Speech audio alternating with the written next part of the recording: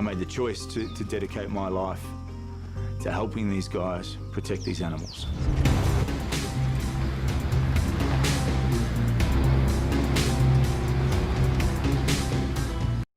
After making that choice, though, I started to realise that every day I was going out on patrol and protecting one animal and coming home at night and putting another animal on the fire. And I knew I was full of shit.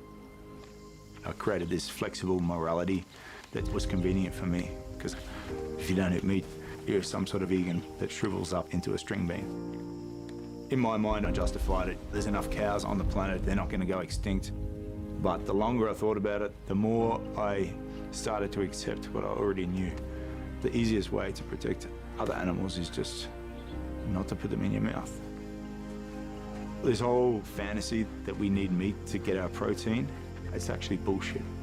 I mean, look at a gorilla. A gorilla will fuck you up in 2 seconds. What does a gorilla eat? I just do the same things as these big grey things out here that we're trying to protect, elephant and rhino. I just stick to plans. The rangers that we support patrol 5 million acres of wilderness, protecting these endangered species. But the actual biggest threat we have is the meat industry and the land that they are continually taking away from what we have left of these natural wilderness areas. Inch by inch, yard by yard, mile by mile.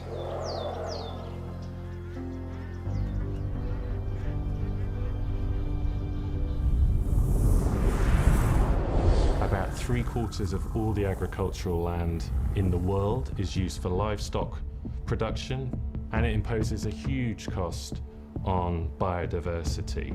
And what is the single biggest source of habitat destruction? It's the livestock sector. Meat, dairy, egg, and fish farming use 83% of the world's farmland, yet provide only 18% of the world's calories. The reason livestock require so much land is because, once again, animals are just the middlemen, consuming, on average, 6 times more protein than they produce.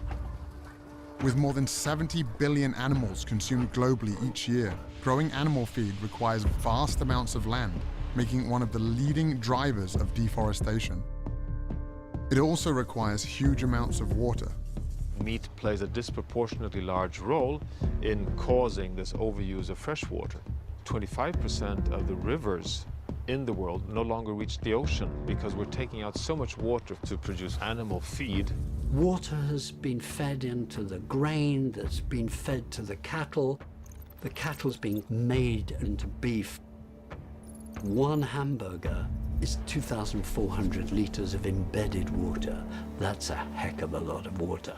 All told, more than 1/4 of humanity's fresh water consumption goes to produce animal foods.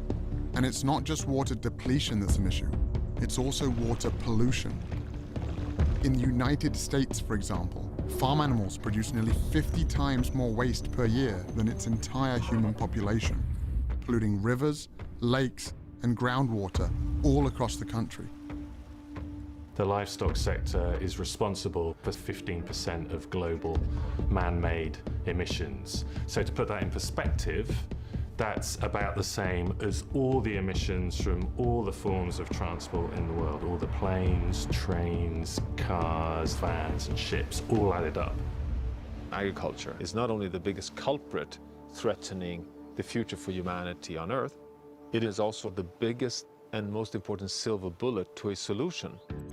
In the US, where meat consumption is 3 times the global average, shifting away from an animal-based diet would reduce agricultural emissions by up to 73% and save 1 million litres of water per person per year.